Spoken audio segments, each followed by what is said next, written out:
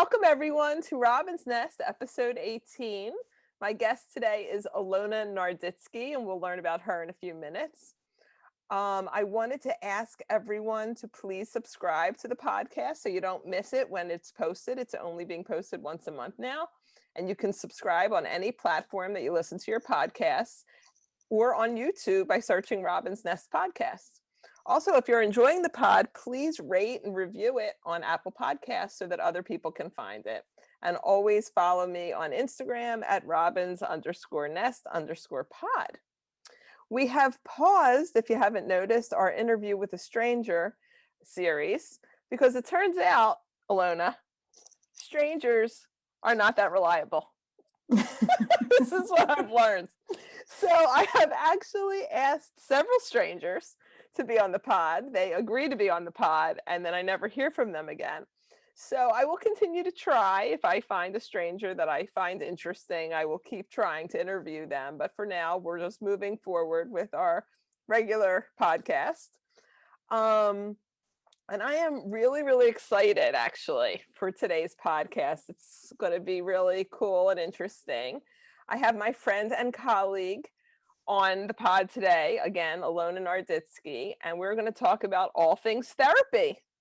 As most of you know, not only am I your fun-loving podcast host, but my life's work has been as a therapist for the last 30 years, working with individuals and most recently doing a lot of work with couples and families. I want to introduce Ilona to you. She is a licensed professional counselor with almost 20 years of experience in the mental health field.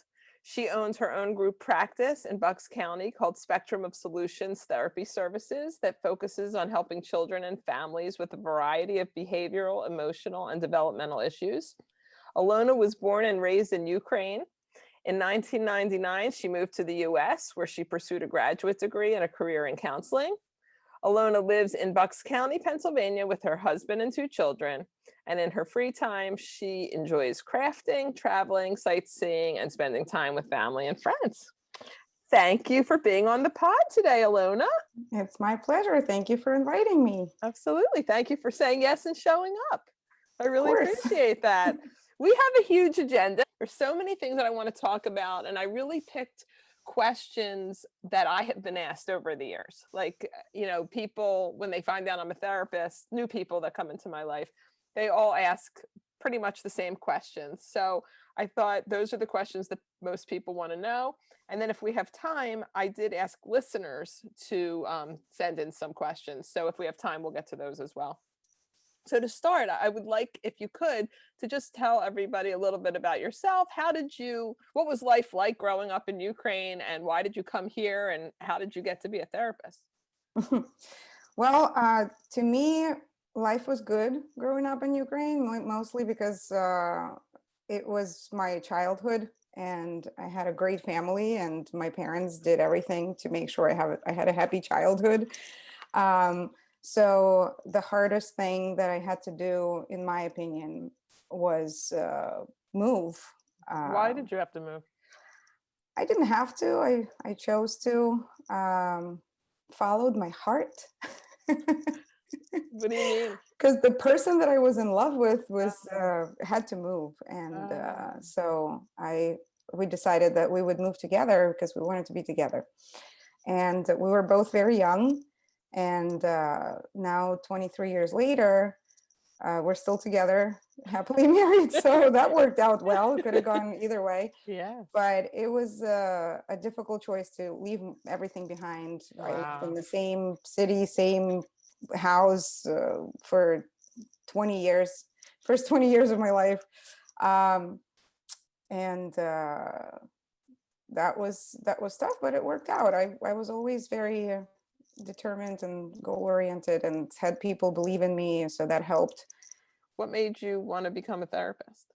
So I wanted to become a therapist. I knew very early on that I wanted to be a psychologist or a therapist. Again, in Ukraine, you just become a psychologist after 5 years. Mm-hmm. There's no such thing as a counselor or like a mid-level specialist. So I was set on becoming a psychologist at the age of 14. I always had a lot of curiosity for human behavior and understanding why people do what they do and why they make decisions that they make that, sometimes don't make sense to me. Right. um, and I had an interest in psychopathology, mental illness, like all kinds of diagnoses. So very early on, and I knew that that's what I wanted to do. So when it was time for me to choose a major, again, when I was 15, I already knew 100% that I wanted to be a psychologist. So that's what I went for. And then I moved here and I pretty much went for the same thing. And then sometime during my undergraduate years at Temple, I had some internships here and there in the CBT clinic and some other place, because Temple University has a lot of resources. And somewhere along the way, I learned that there's a difference between, pursuing a PhD or a PsyD or getting a master's degree and pursuing a license. And I found out that I can do what I wanted to do, which was doing therapy with people, by getting a master's degree and pursuing my license and getting a lot of training and experience. So that's how I chose the master's license level. And did you get your level. master's in social work, or you're an LPC like me, right? I'm an LPC. I got my master's in clinical counseling psychology. That's what it was called at LaSalle. What's it called?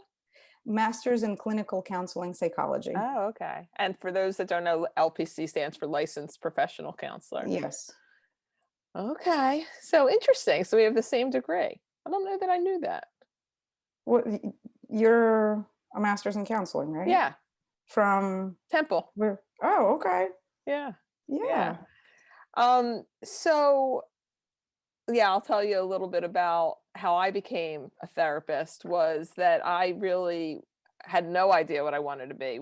I had no idea. Absolutely nothing. I mean, I just knew I wanted to go to college, but I had no idea. So I went to Temple, and you actually don't have to declare a major until you're a second semester junior. And this is back in the day. I'm a little older than you, and there was no computers. There was no online registration. You had to stand in line at the registrar for hours and hours and hours. And I was standing in line as a second semester junior, needing to have an answer. By the time I got to the front of the line, I had to declare a Wow. major, and I did not have one. And I was just standing there, and some guy in line just was talking to me. I don't know if he was trying to pick me up. I don't know if he was trying to just pass the time. I have no idea. But we just were making small talk, and he asked me what my major was, and I told him I didn't have one, but I needed to find one by the time I got to the front of the line. And we just started talking, and he said, "You have to be good at something." I said, "I'm really good at nothing. I mean, nothing." And he's naming all these things: science and math and marketing and all the different majors. And I said, no. When he got to psychology, I said, yeah, I am good at psychology, but there's no way I'm going to be a therapist, because I can't afford to go to graduate school at all. I need a job right away out of college, and I don't want to be what my mother was. At the time, I was having a really hard time in my relationship with my mom, and I didn't want to give her the satisfaction of following in her footsteps. And he, with that information, he literally turned his back on me in the line, like really rudely. And I said, "What's your problem?" And he says, "That's the stupidest thing I ever heard." And I said, "What do you mean?" He says, "If you're good at psychology, become a psychology major." And I'm like, okay. I just said, Wow. okay. I just needed something. And boy, what a great decision that was, because after I became a psychology major, I really fell in love with psychology, because I always was just a wildly intuitive human being and really, really good with people. And I just knew, like, as soon as I became a psychology major and got over myself, I knew that it was going to be the right decision. I never questioned it after that. Wow. Talk about running into the right person at the right time, right? Exactly. Divine timing. I'm all for it. And I would not know this person if I tripped over him today. I mean, no clue who it is, but he changed my life for sure. Wow. So I thought we would talk also a little bit about our specialties and how we got there. So why don't you go first? Because you have a very specific specialty. But I feel like you Well, do work other than your specialty also. I But do, because I've developed several specialties over the years. Like I said, I haven't had my I started my career in mental health before I received my license. So as mhm. soon as I graduated from Temple with my undergraduate degree, I went to work in partial hospital, and that was probably one of the most valuable experiences I've ever had. And to Oh, anyone looking to develop a career in psychology, I always say you have to do, some kind of inpatient, partial hospital, intensive definitely. outpatient setting, because the experience that you get there is just cannot be compared to anything else. Um, so I started out, I pretty much took the first job that was offered to me because I was out of college and thinking, why would anybody give me a job at all? Because I don't know anything like practically. I know the theory, but Mhm. not practice. So I ended up in a geriatric partial hospital program in Northeast Philadelphia near Friends Hospital. And that was a fun experience where they just throw you in after 1 week of shadowing someone. They're just like, okay, here's a group of 13 people who come here every day. You now are their therapist. Mm, So it was a lot of supervision, a lot of learning, and that was something that I became good at. mhm. I worked a lot with severe mental illness, bipolar disorder, schizophrenia, severe depression, people who've been living with severe mental illness for years, for decades. So I was learning a lot from my clients at that time, more than they Yeah, could learn from me. sure. And at that time, I said I could never work with children.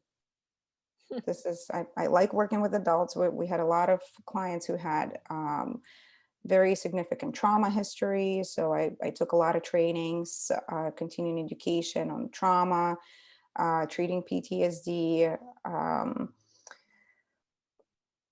personality disorders. What else? And how did you go from that to specializing in autism? So, so we didn't have autism was not a very commonly known diagnosis back then, even though it wasn't that long ago. And autistic people were definitely around. They were just not integrated in the general mental health system or misdiagnosed. Mhm. um, so I worked with the older adult population for about 5 years. And then in the meantime, I had a baby while I was working there. And that baby later was diagnosed with autism at the Mhm. age of 3. So that's how I came into the world of autism. But even then, I wasn't thinking about working with kids on the spectrum. So uh, time went by, and I was getting more and more involved into getting services for my child, and realizing that there's not enough, there's not enough services. He just turned 18, by the way. So we're back to the point where soon there's not going to be enough services, because now everything, looks better for kids ages birth to 21. Right, right. Services dry So up. we'll see how my specialty will develop as we go, as we move Exactly. along with this Yes. trajectory. Yes. So uh, so it all started with me wanting him to go to these social skills groups, which is always something that parents of autistic children want to have happen.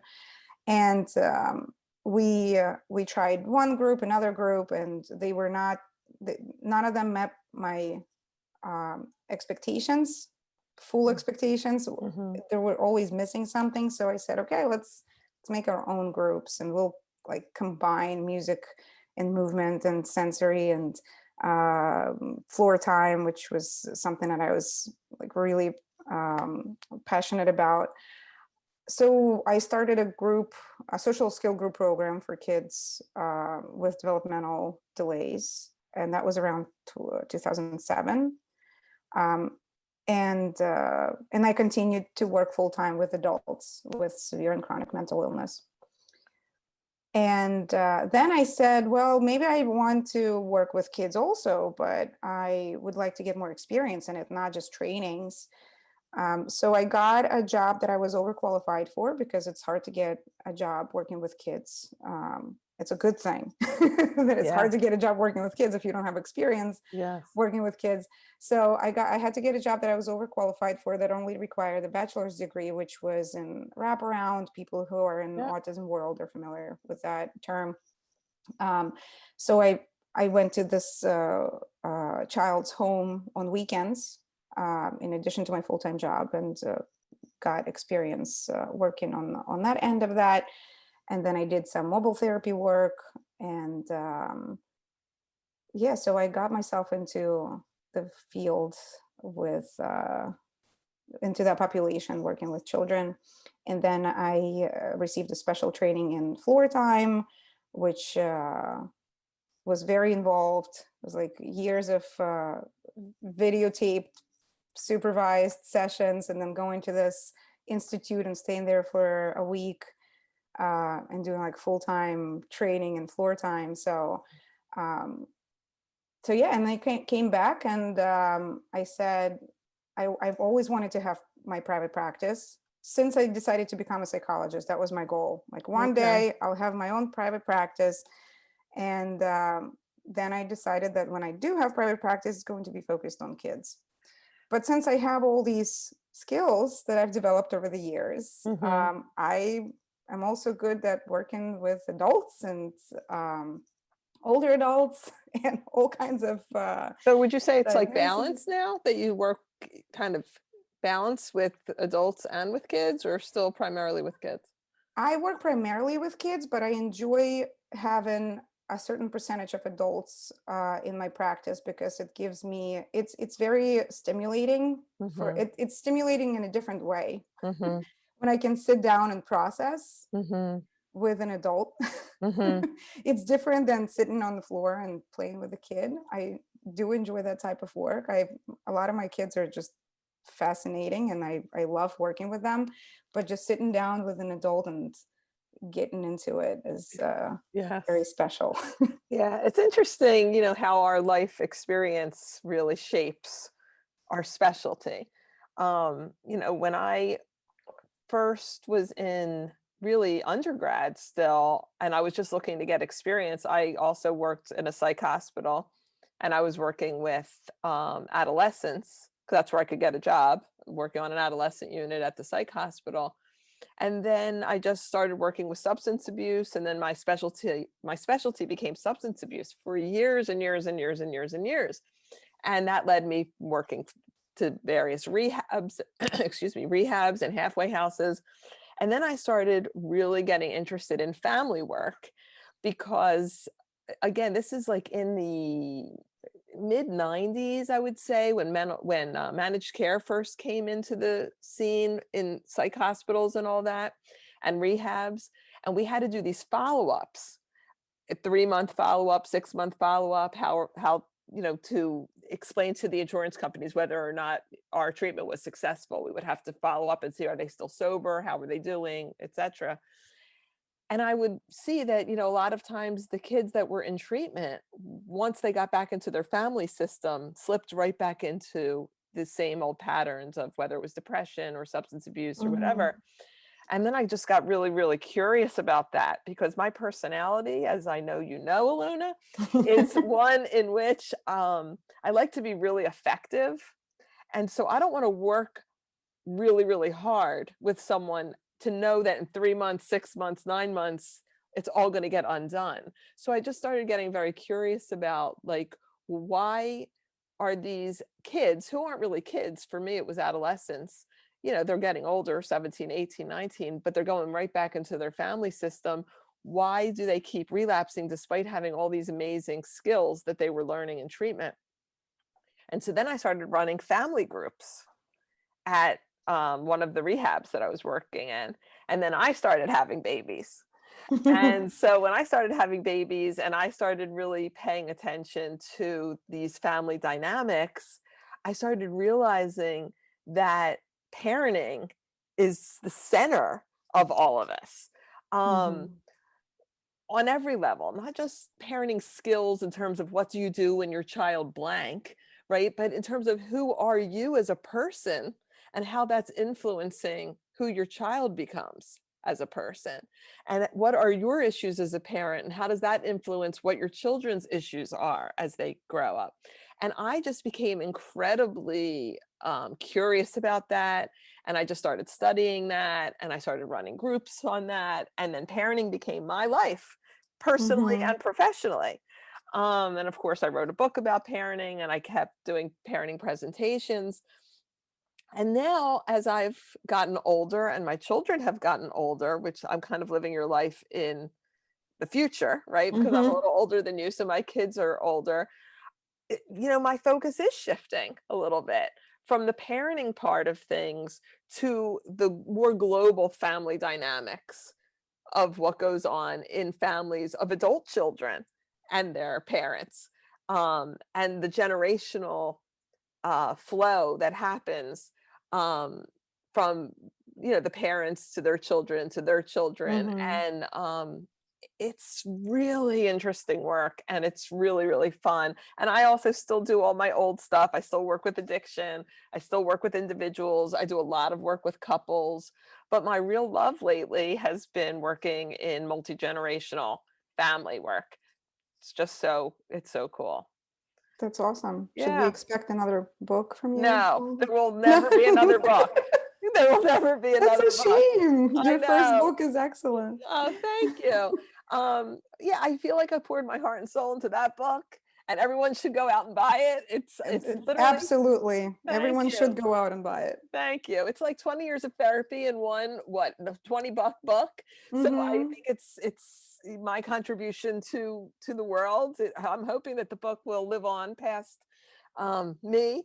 But anyway, how did you get, people ask me this a lot, how did you get from working in agency work or hospital settings into private practice? Why did you make the leap and how did you make the leap? So why again, it was my goal all along, and I was just waiting to qualify to be in private practice. Mhm. Um, so I was working hard on meeting requirements for my license, and I did have. By the time I got my license, I had 10 years of experience in community mental health already. And anyone familiar with the community mental health world knows that it's extremely rewarding work, but extremely underpaid and undervalued. So, and I am in awe of people who stay in community mental health for the Mhm. rest of their career. And I know those people, Mhm. my former coworkers. Um, so somebody has to do it, absolutely. But I always appreciated the private practice setting, the freedom of it, especially I always saw myself working for myself because that's the kind of person I am. I can manage myself. I have good self-discipline. I can Mhm. manage other people. So I have good leadership skills that I wanted to put to good use. Yeah. And I think I got as far as I could in community mental health with being the coordinator of intensive outpatient and partial programs. And then I didn't want to move to the next level of management because that would completely exclude any clinical work whatsoever. Mhm. And I wanted to do clinical work and also be a leader. So I get to do both of those things in Yeah. private practice. Yeah. Same. Yeah. I mean, we're very similar in that way. That's why you're my go-to person for all things therapy, all things business, reality check. We're very similar in that way. I mean, I very much am a leader. I always wanted to work for myself. I had a business brain as well as a psychotherapist brain. Hmm. And in all honesty, I can't work for people. I'm entirely too self-motivated, independent, strong-willed. I don't know if you saw Jenny. Jenny is our mutual friend and colleague, Jenny Schott Miller. I don't know if she's listening, but a shout out to her. Did you see that she just posted that she's going to be a guest speaker I know. I at a did. training called Not Your Typical Therapist? Not your That typical Yeah, psychotherapist. Yeah. that has my name written all over it. You Right? should Doesn't go. it? Doesn't it though? I mean, I am just not your typical psychotherapist.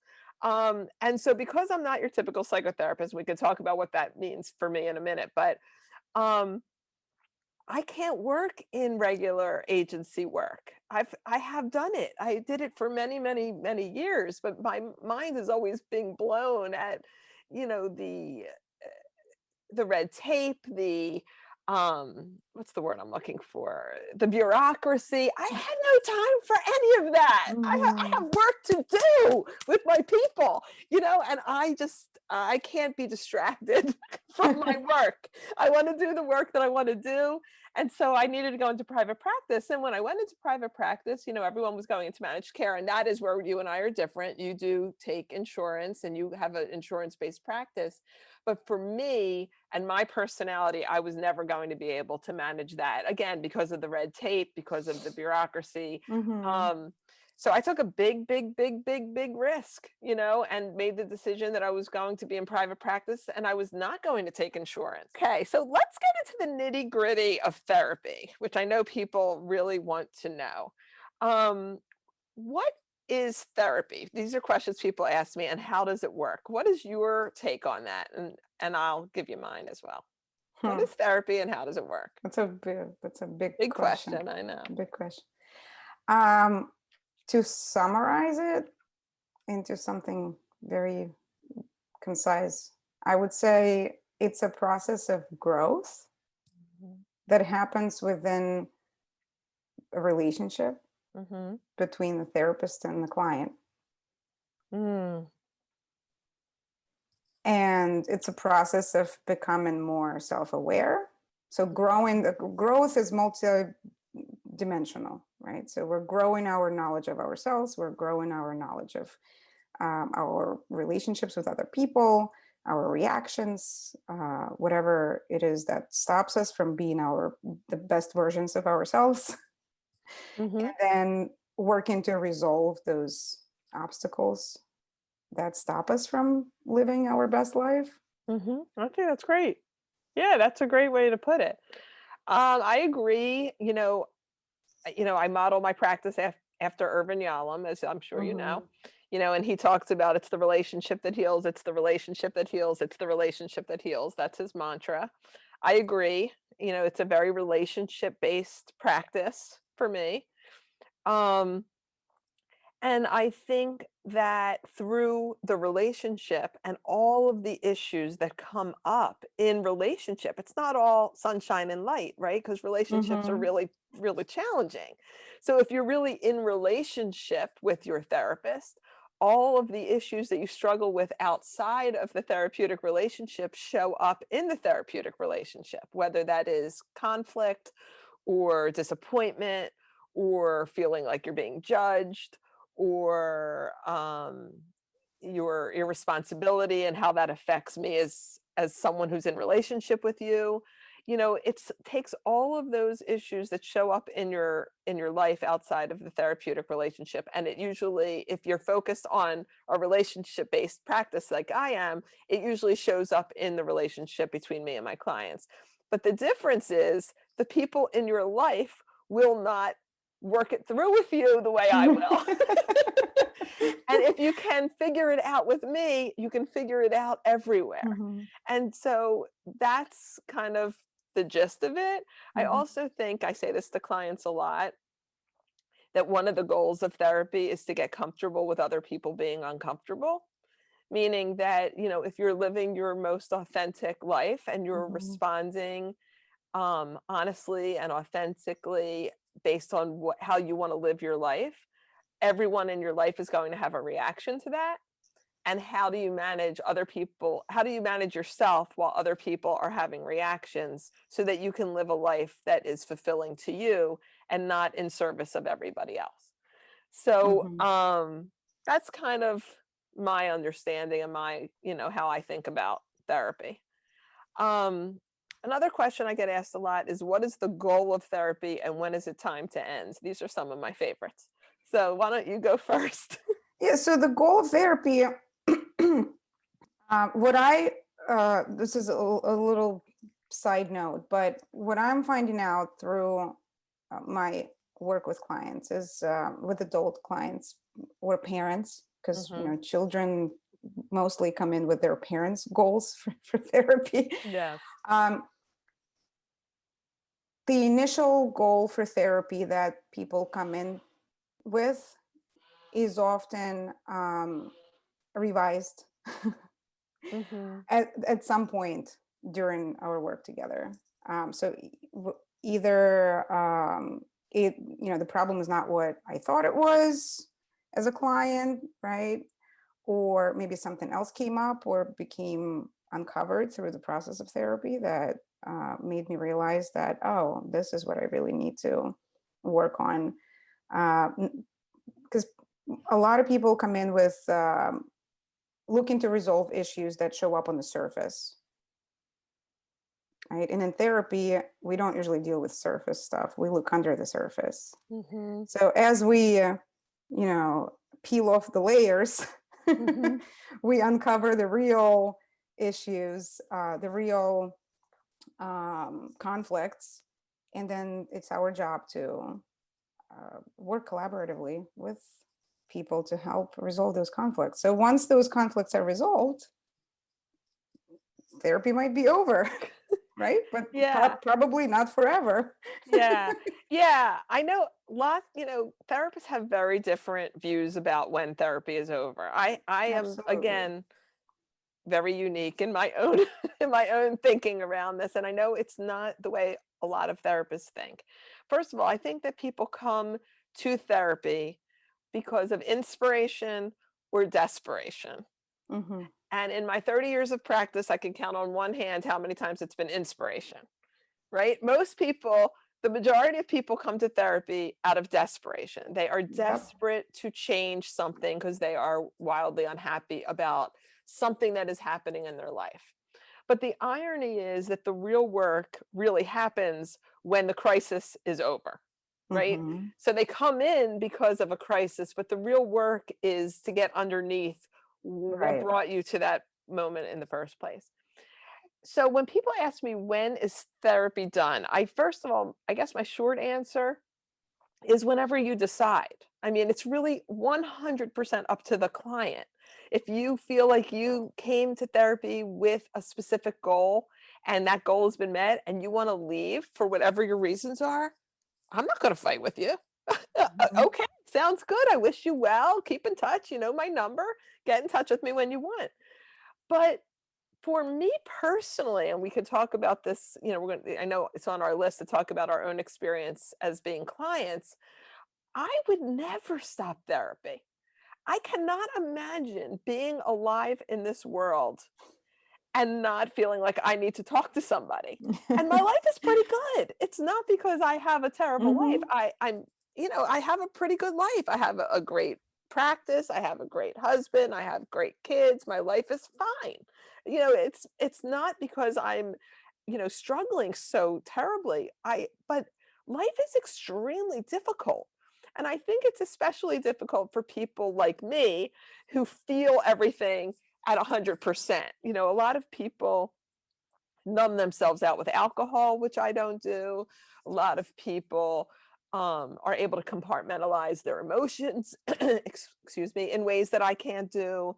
I am, kind of out there raw, Mhm. experiencing life, and I need to download with someone and organize my thoughts and organize my feelings. And I'll often say to my therapist, like, is this something I need to address? Is this something I can let go of? Like, I need help with all of that. So for me, the answer is never. Mhm. I would never end therapy. I might not go every day, every week. Sometimes I go once a month, sometimes I go every other month, but I would never end therapy.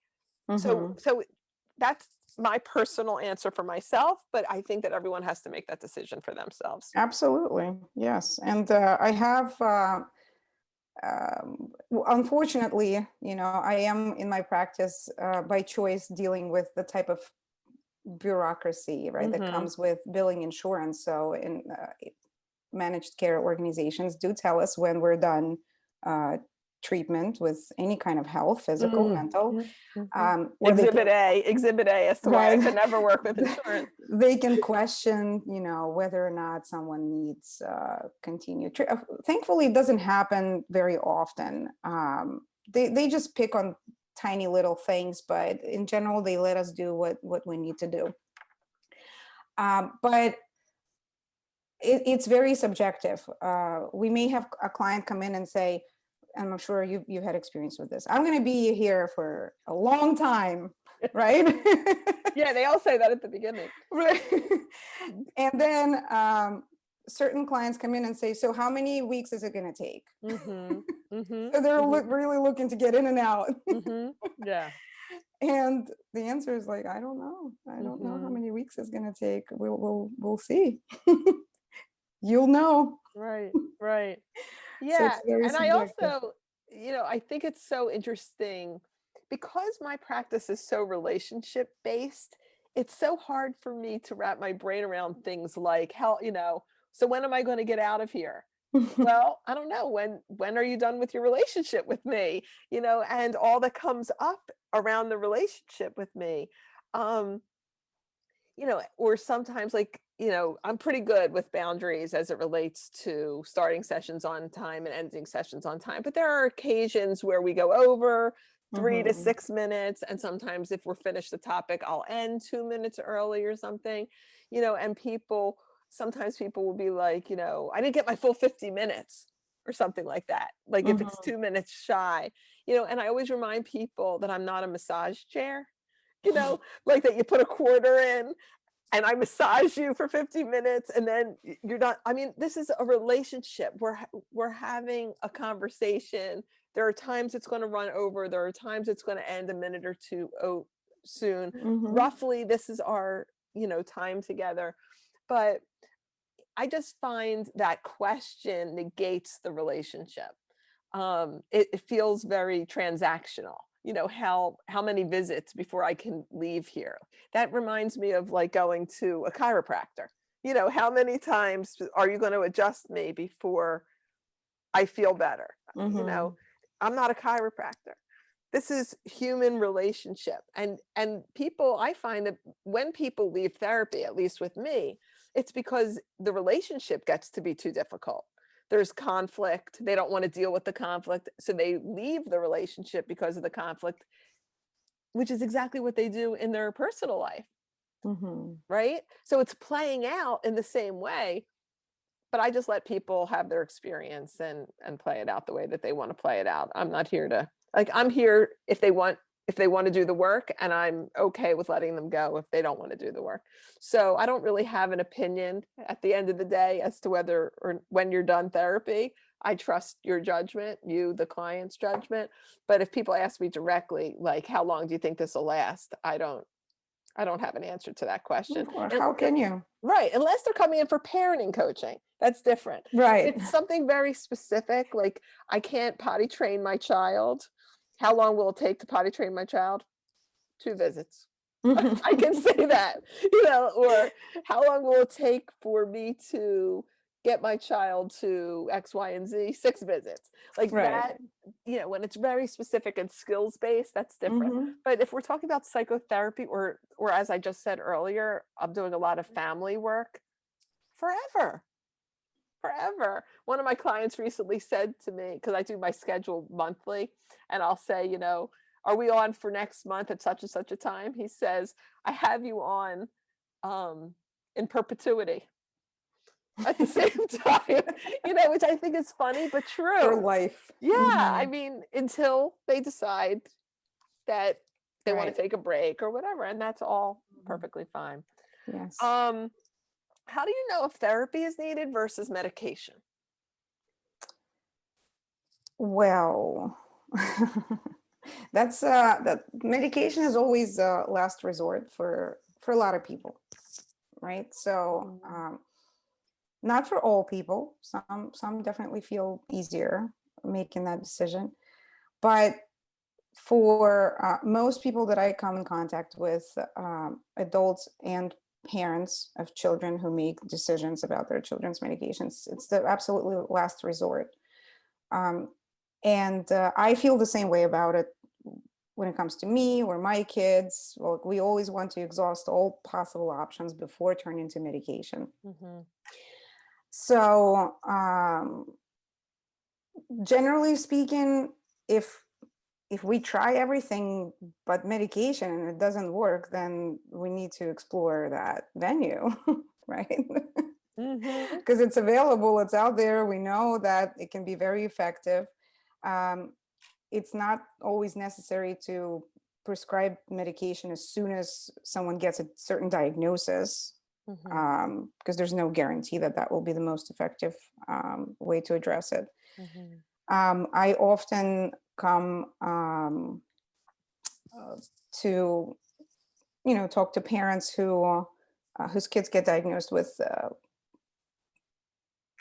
things that are very known for being medically treated, like ADHD, anxiety, and most parents do not want to go medication route first. Mm-hmm. And it's always recommended that you get both therapy and medication, and that's the most effective, way of addressing an issue. Any psychiatrist will tell you that. Mm-hmm.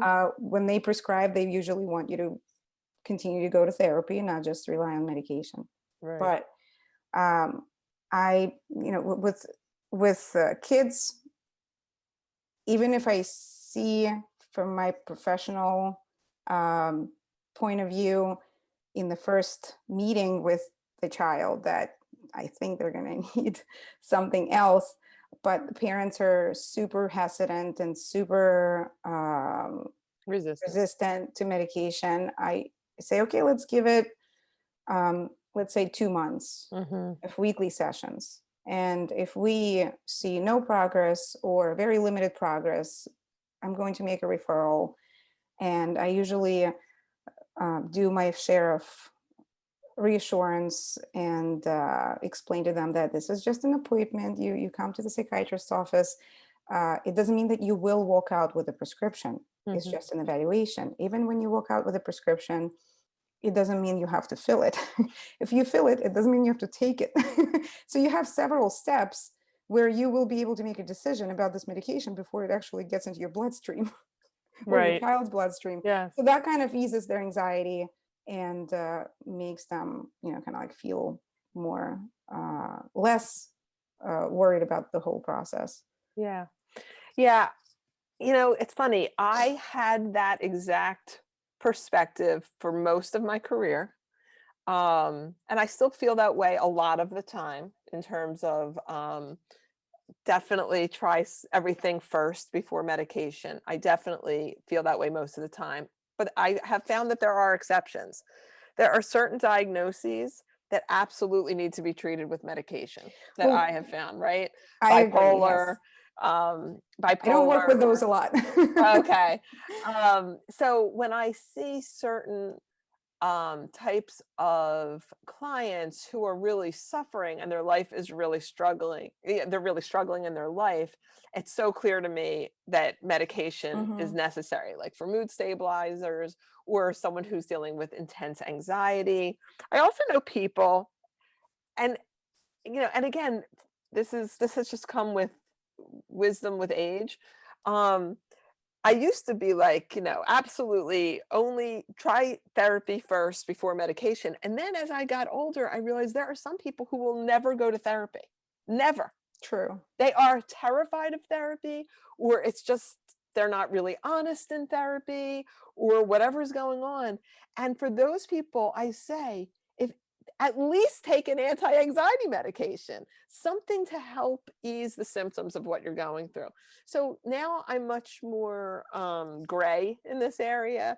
I think it's very much a case by case, but I think that a general rule of thumb in general is try everything first before going the medicine route, except if you are someone who is completely refusing psychotherapy, or you have someone in your Mhm. life who is having major OCD issues, bipolar, depression, and they are open to medication but not therapy, I would not say, no, don't get medication because you're not willing to go to therapy. I would say anything that you're willing to do to help, Mhm. do it.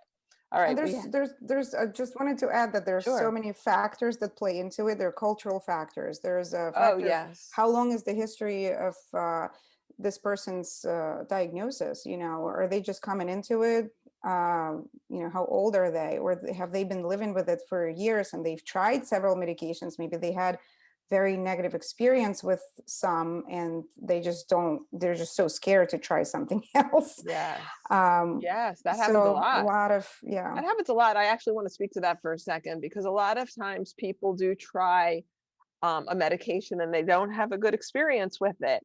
And then they say, forget medication, it's not for Mhm. me. That medication is not for you. There are many, many other medications that, are worth trying to see if it works for you. I would not throw out the baby with the bathwater, as they say. Okay, so let's move on because we have about 15 minutes and a lot more to talk about. What would you say for you is the best part, most rewarding part about being a therapist, and what is the hardest part of it all? The most rewarding part is, of course, seeing movement forward, right, with my clients. Very rewarding to hear positive feedback from the clients, actually Mm, acknowledging how much it helps and mm, how much they benefit or how much they like me, especially from kids. That's always uh-huh, good to hear. mhm, It's a nice self-esteem boost. Uh, so very rewarding to see the result of your work. mhm, And the most and of course, being constantly intellectually stimulated by work with my clients, that's very fulfilling to yes, me, yes, because this is what I love doing, mhm, most of all. Right. So when I do my work with clients, I'm, let's say I see 5 clients in a day, they just fly by, and by the end of the day I'm like, wow, I did all this work. It doesn't feel like it, especially in the beginning of the week. By the end of the week it feels like it, but um, mm, so challenging aspects of the work is, of course, self-care, because we have to absorb a lot mhm, of stuff, yes, especially when we're working with trauma, and helping people navigate through toxic relationships and just in trauma again, right? Because there's a lot of it. Taking care of ourselves and compartmentalizing that thing, right? mhm, Where you don't take um, that part of your work home with you, to bed with you, and you focus on your own life. So that's challenging. Um, Things that have a potential to jeopardize the relationships with my clients, such as having to make child abuse reports sometimes. That's very, very difficult. And I usually try to work with my clients through it together, not do it behind their back unless there's a risk factor. But this is, like a whole another topic. But that's mhm, that's one of the most challenging things. Um, and Also some logistical challenges where I see people through their insurance, and then their insurance changes. They can't afford therapy any longer, so they have to leave, and I can't offer free therapy. So I try my best to offer referrals to other sources, to other specialists who are more who are able to accommodate their needs. But we have to end the relationship at that point, and that's very hard. yes, yeah. Yeah, I would say the most rewarding part for sure is watching people's lives blossom and grow and get bigger. You know, I Mm-hmm. think that because of the issues that people come into therapy with, sometimes their lives become very small. And as they break free and work through their issues, their lives get bigger and bigger and bigger. And True. watching that is beautiful. And to know, and it's such a blessing to be on the journey with them and to partner with them while they're doing this hard work. I find my clients to be wildly courageous human beings. Um, so that's for sure the most rewarding. And for me, the most painful, without a doubt, is sitting in the pain that they bring to the work. You know, that they have. I It's so hard. I think about this almost every day that I finish work, the level of pain that people are living with every day. It's just overwhelming that people are functioning at all with the Mm-hmm. trauma, right, that they've lived through, Yes. with the everyday struggles, with the marriages that they're in, with the mental health issues that they're struggling with the child issues that they're trying to manage. It's so overwhelming, and to sit with someone in their pain um is hard. You know, it's very painful because, you know, we care so deeply for Mm-hmm. these people, and um we can't fix that, and we can't fix their pain. We can help them manage it, we can help them sort it out, we can help them make sense of it, but we can't change their life Mm-hmm. experiences. So for me, that's the hardest part. What is your experience as a client of therapy? What are your thoughts about, like, just being a client? How do you feel about therapy from a client perspective? I love it. Me too. Right. And I first started therapy for myself for grief issues Hmm. because I needed to work through some losses in life. And then after that, I stayed to just, do other things because life goes on and there's so many things that I can talk about. Uh-huh. I know. It always cracks me up when people come in and they're like, I don't have anything to talk about today. I'm like, did you wake up breathing today? I Like, what are know, you I know. talking Like, I don't about? know what. I could be in therapy every day. And like I said, my life is pretty good. And Mm-hmm. yet, from the time I woke up to the time I am recording this pod, I could talk about 10 items that came up, right? Life Well, is hard. yes, yes, there's always some. I feel like I could my thought exactly. Sometimes I leave my therapist's office and I'm like, how do some people run out of things to say? I don't have enough time. I Like I know. need like a 2-hour session. I know. My therapist makes fun of me because I have a list and I have time that I'm willing to devote to each item so I can get through everything. I'll spend 10 minutes on this and 15 minutes on this and 5 minutes on this because we got to keep it Right. moving. Time is of the essence. I have a Mm-hmm. lot to talk about. I could be in therapy every day and talk about things, about what happened yesterday or this morning or on my ride in. I'm serious. So, yeah, this whole idea of I have a client right now who took a break for the summer. And and again, I told you I do not argue with people who want to take a break. I totally honor that. So I said, okay, of course. But in my mind, I'm like, you're taking a break for the summer. And then I'm not going to say what his issues were, but like there was like 7 major life events that happened like 2 weeks ago. And he's like, yeah, it's the summer. I'm taking a break. I'll see you in Taking a vacation from September. my problems, Yeah, right? Like, I what guess about so. Bob? And that's okay. I mean, this just goes to show you, like, everyone is so different. For me, that would feel wildly overwhelming. Like, I need someone to help me sort this out. And you can only burden your family and friends with so much. Like, you have to have Exactly. a person you're paying to listen and sort this stuff out.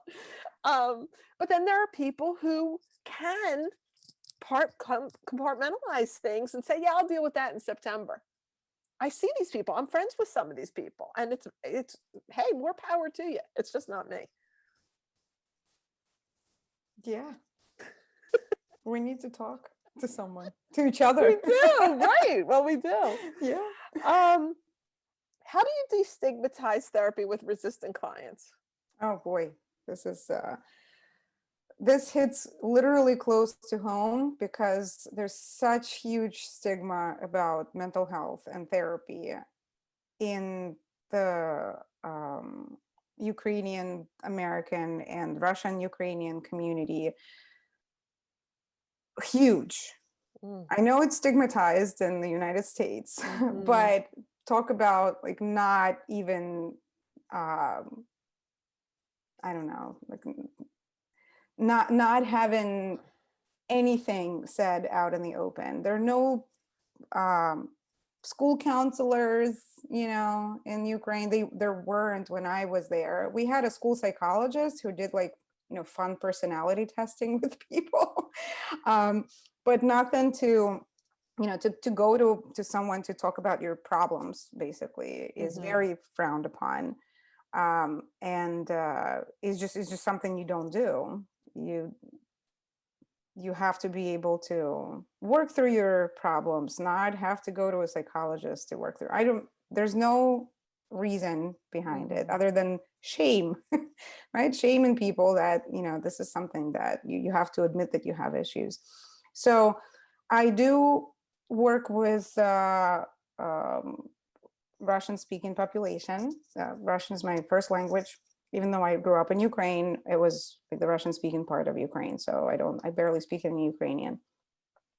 So Russian speaking population, I'm in Northeast Philadelphia. I lived in Northeast for, good 20 years and just moved to Bucks County 3 years ago. So all of these areas are heavily populated with Russian speaking people who have children, who come to my practice. And it's such a task pretty much every time to destigmatize therapy and to say that the first question is, how is it going to affect my child's records? Are they going to be able to drive a car? Because in the former Soviet Union, people would have limited rights if they had a psychiatric diagnosis. Wow. So I let people ask questions. I answer those questions. Sometimes, the most frequent question, both from Russian speaking and English speaking parents, and I'm going to speak about parents more because that's where I face that stigma issue mostly. Yeah. The most common question is, how is it going to affect my child? Is it going to be on their record? Is their school going to find out? Are they going to be able to find a job when they get older? And I usually say, I don't know if I bill your insurance and your child has a diagnosis on the insurance record because they have to. I don't know what your insurance is going to do with that information. I know I'm not going to release it to anyone without your permission, but once it's in the insurance hands, it's out of my hands. It may affect your life insurance policy eventually, because my son, who has the autism diagnosis, was denied for life insurance coverage because of the diagnosis. Or career in military or politics. Unfortunately, you have to be right. You have to be discreet. But there are ways that you can protect yourself, pay out of pocket for therapy. Just have it be between you and your therapist, and then it won't, won't leak anywhere. Right. But other than that, it's really not going to affect your child if they're not going into politics or military or applying for like a high payout life insurance policy. Yeah. It's interesting, like your perspective of it, like you're coming from it from the angle of, because you deal a lot with parents with their children, the resistance that I get, and I wouldn't say this is a major thing that I deal with, because I think most of the time by the time they come to me, they're done with their resistance. But the resistance that I get is more around shame that they need to be there. And I always tell them, because it is, I have a reputation as the truth-telling therapist, right? My style is very direct Mm-hmm. and I'm very honest. And so I say this, and since they know that I'm honest, they trust this to be true because it is true. And I'm sure you'll agree with this, that the people that come to therapy are the creme de la creme of the universe. It is the opposite of what society tells you, right? The people that Mm-hmm. come to therapy are people who are introspective, they're interested in improving their lives, they're just wildly evolved compared to the people we have to deal with in the public that are not willing to go to therapy. It's the exact opposite of what the stigma is, that somehow the people that come to therapy are the sick ones. My experience, and I have a lot of experience in this area, Mm-hmm. my experience is that the people that come to therapy are far easier to deal with in the world than the people who don't. So, Absolutely. so I remind them that it's not that they're in the lower 3%, they're in the upper 3%. And it's absolutely true. That's a Um, great shift of perspective. yeah, it's Mm-hmm. absolutely true. And there was one other thing I wanted to say about that. Um, that it's the courageous few. It's the courageous few that come to therapy. Um, and because again, I am such a truth teller and that really is my experience, I think that people can take that in and hear that, and then it makes sense to them because they see what they're dealing with the Mm-hmm. people in their lives that won't go to therapy. Do they actually really think that they are worse than them? No, of course not. Like, they're willing Mm-hmm. to really look at themselves. It's not an easy thing to do, go to therapy and to look at yourself. I think it's very hard, and I have just so much respect for people who choose to do this for Mm-hmm. themselves, because it is not for the faint at heart. It is not easy to it's much easier to just point the finger at everybody else and say, "You're the reason why I drink, and you're the reason why I'm getting a divorce, and you're the reason why I scream and yell and hit you," or whatever, versus saying, "No, I think the problem lies within me and I can only change myself." I mean, I Mm-hmm. just think that's incredibly courageous, and It is. We have to point it out to people over and a lot. over again. Yeah. Yes. That's all. That's why none of my family or friends will go to therapy. Maybe they will after Because they you hear think this pod. if they did, yeah, they wouldn't Mhm. talk to me. They do? Well, friends, Yeah. uh, in particular. Do you Yeah. do you ever have that happen that your friends want to talk to you as if My instead of going to friends therapy? my friends have really, I would say overall, they have really good boundaries. I have friends who ask me specific questions like, so and so needs a referral. Who do you recommend? Or so and so is thinking of going on this medication. What do you think about that? Those kinds of questions don't bother me. It bothers me if people are trying to use me as their therapist. That bothers me a Hmm. lot. And I just usually set some kind of boundary around that, like, I'm your friend, I'm not your therapist. I want to stay your friend, and here's some names Yeah. of some therapists that I know. I want to I, stay in my lane, kind of thing.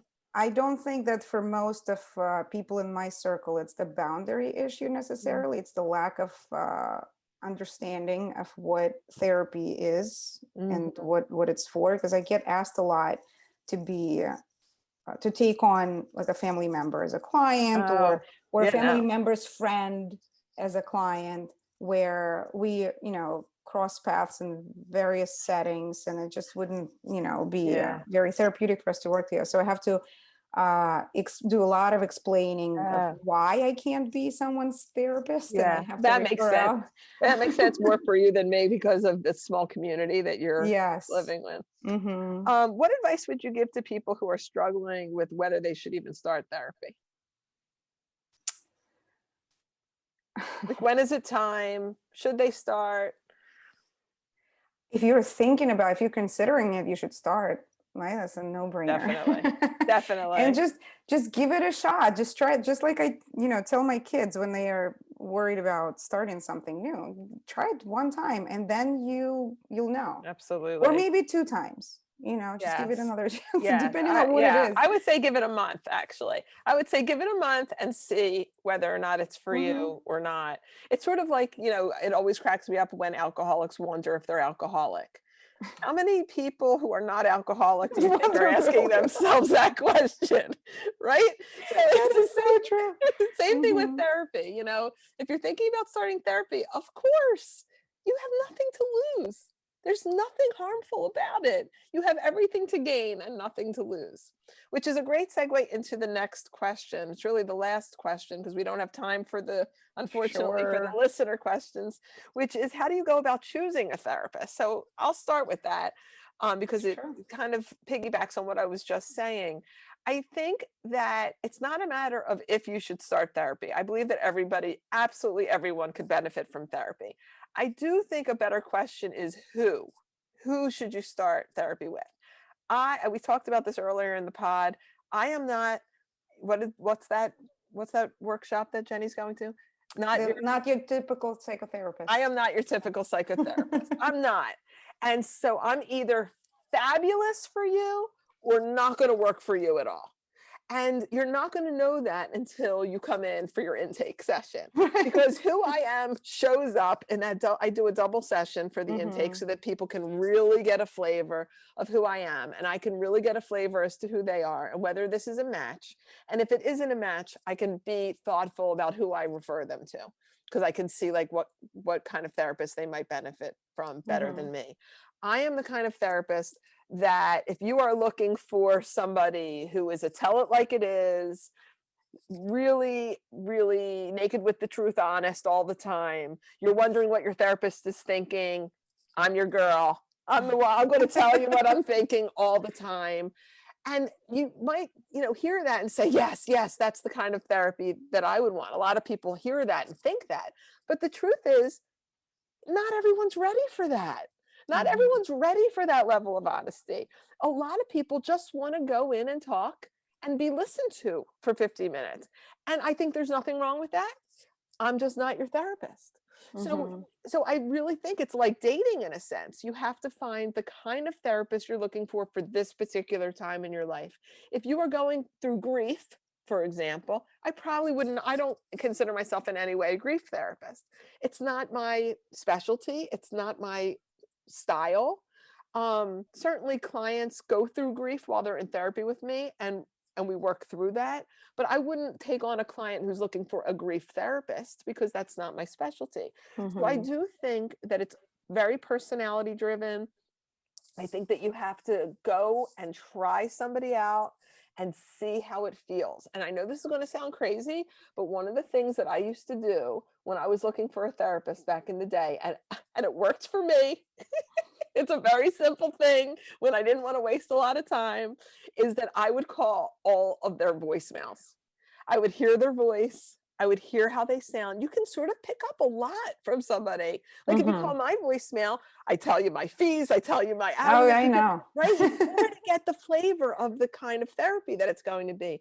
Versus you might call my friend Amy's voicemail, who's a friend of mine, who's a therapist, and her voice is like this. And she says, thank you for calling.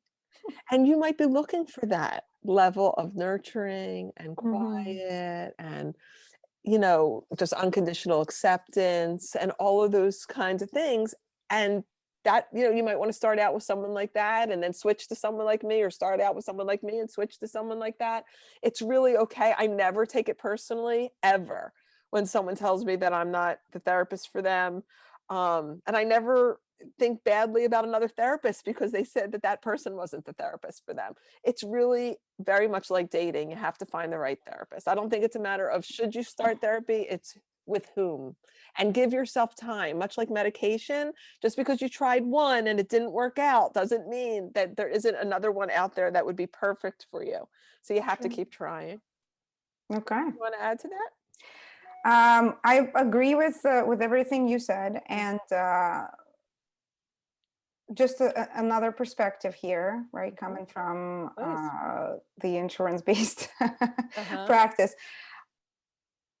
you have to look at what resources you have, right? You might be able to afford to pay $300 a session to a therapist. You I might am not $300 a you session. I you know, want that on the not record. you, but some, I know, I'm exaggerating, I right? know. You might be Okay. able to afford to, $150, Mhm. or even 100, or you might not. You might want to use your insurance, and it's very important to you that you have, like a $10 copay. So coming from, the privilege awareness place, see what resources you're dealing with, and then you narrow it down, right? So because there's so many therapists out there, that may even help you narrow down. You might say, I don't want to go through my insurance. Okay, here's a pool of therapists that don't accept insurance. Or I want to go through insurance. Here's, now I'm choosing from a different pool. Would I be more comfortable, well, nowadays, right, seeing a therapist in person or through telehealth? So let me see who does telehealth. Then I don't have to be limited to someone who is within a driving distance from my house. Right. Or I need someone within a driving distance from my house. So I'm going to look around and see Great who to points. choose from. Great point. Yeah. There's so many ways to get in touch now, whatever fits your comfort level. You can text, you can leave a voicemail, you can listen to someone's voicemail, you can go on their website if they have a website, look at their picture. Just so many ways to explore different options. Yes. So there's something for everyone. Absolutely. There's a lid for every pot. Well, thank you, Ilona. Thank you so much for this conversation. I think Thank it was you. It really was great. fun. Good. And I want to remind everybody to please go on Apple Podcasts and rate and review and tell your friends about it. And please follow me on Instagram at Robins_nest_pod. And with that, I will see you all next month. Thank you so much.